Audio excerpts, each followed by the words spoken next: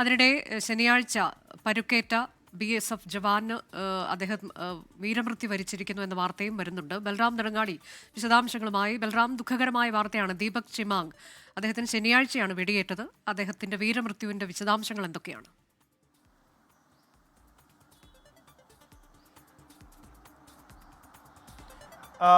അനുജ, ഈ വെടിനിർത്തൽ കരാർ പ്രഖ്യാപിക്കുന്നതിന് മുമ്പായാണ് അദ്ദേഹത്തിന് പരിക്കേറ്റത് പാകിസ്ഥാന്റെ ആക്രമണത്തിൽ. തുടർന്ന് ചികിത്സയിലായിരുന്നു. ചികിത്സയിലിരിക്കെയാണ് അദ്ദേഹത്തിന്റെ മരണം സ്ഥിരീകരിച്ചിരിക്കുന്നത്. അങ്ങനെ ഈ ഒരു സംഘർഷത്തിനിടെ രാജ്യത്തിന് ഒരു ജവാനെ കൂടി നഷ്ടപ്പെട്ടിരിക്കുകയാണ്. അദ്ദേഹത്തിന്റെ വീരമൃത്യു അല്പസമയം മുമ്പാണ്, ഇന്ന് പുലർച്ചെയാണ് BSF സ്ഥിരീകരിച്ചിരിക്കുന്നത്.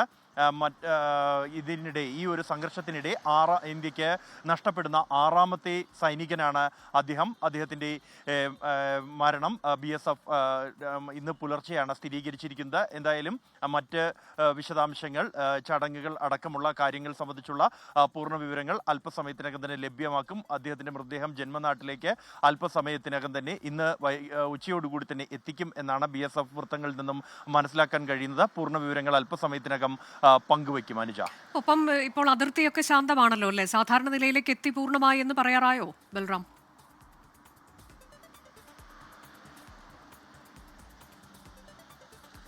അനുജ, അതിർത്തി മേഖല ഇപ്പോൾ ശാന്തമാണ്. കഴിഞ്ഞ 36 മണിക്കൂറിലേറെയായി നിലവിൽ ഇപ്പോൾ യാതൊരു തരത്തിലുള്ള വെടിയൊച്ചകളോ മറ്റ് സംഘർഷ സാഹചര്യങ്ങളോ അതിർത്തിയിൽ എവിടെയുമില്ല. കൂടാതെ ജമ്മു കശ്മീരിൻ്റെ ആകാശത്ത് കേട്ടിരുന്ന പൊട്ടിത്തെറികളും ഇപ്പോൾ കേൾക്കാനില്ല. അതുകൊണ്ട് തന്നെ ജനങ്ങളിൽ ഒരു ആശ്വാസം കൈവന്നിരിക്കുന്നു, ആത്മവിശ്വാസം വർദ്ധിച്ചു വരുന്നു. അതുകൊണ്ട് തന്നെ സാധാരണ നിലയിലേക്ക് ജനജീവിതം നീങ്ങിക്കൊണ്ടിരിക്കുകയാണ് ജമ്മു കശ്മീരിൽ. കഴിഞ്ഞ ദിവസം വൈകിട്ടൊക്കെ ആളുകൾ പുറത്തിറങ്ങുന്നതും കുടുംബസമേതം പൊതു ഇടങ്ങളിൽ എത്തുന്നതുമെല്ലാം നമ്മൾ കണ്ടിരുന്നു. അതേസമയം ഈ നിയന്ത്രണങ്ങൾ, ഈ സംഘർഷവുമായി ബന്ധപ്പെട്ട് പ്രഖ്യാപിച്ച നിയന്ത്രണങ്ങൾ, അത് വിമാനത്താവളത്തിൻ്റെ പ്രവർത്തനം സൈന്യം ഏറ്റെടുത്തത്, കൂടാതെ വിദ്യാഭ്യാസ സ്ഥാപനങ്ങൾക്ക് അനിശ്ചിതകാലത്തേക്ക് അവധി പ്രഖ്യാപിച്ചത് അടക്കമുള്ള സാഹചര്യങ്ങൾ നിലനിൽക്കുകയാണ്. കൂടാതെ ഈ അതിർത്തി മേഖലകളിലെ സംഘർഷഭരിതമായ പ്രദേശത്തുണ്ടായിരുന്ന ആളുകൾ അവർ സുരക്ഷിതമായ ഇടങ്ങളിലേക്ക് ശ്രീനഗറിലും ബാരാമുള്ളയിലും നഗരമേഖലയിലേക്ക് മാറിയിരുന്നു.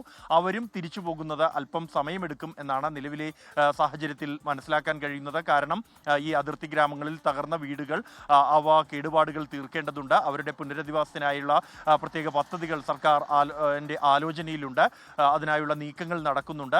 കൂടാതെ അവർക്ക് ഈ ഒരു വെടിനിർത്തൽ അല്ലെങ്കിൽ സമാധാനം അല്പസമയം നീണ്ടുപോയെങ്കിൽ മാത്രമേ അവർക്ക് തിരികെ പോകാനുള്ള ആത്മവിശ്വാസം കൈവരൂ. അതിനായുള്ള നടപടികളും ജമ്മുകശ്മീർ സർക്കാർ ആരംഭിച്ചു എന്നാണ് നമുക്ക് ലഭ്യമാകുന്ന വിവരം. അതിർത്തി ഇപ്പോൾ ശാന്തമാണ്, പക്ഷേ അതിർത്തി ഗ്രാമങ്ങളിൽ നിന്നൊക്കെ മറ്റിടങ്ങളിലേക്ക് പോയവർ തിരികെ എത്തുന്നതിന് സമയമെടുക്കും എന്നതാണ് ബൽറാം നെടുങ്ങാടി നൽകുന്ന വിവരം.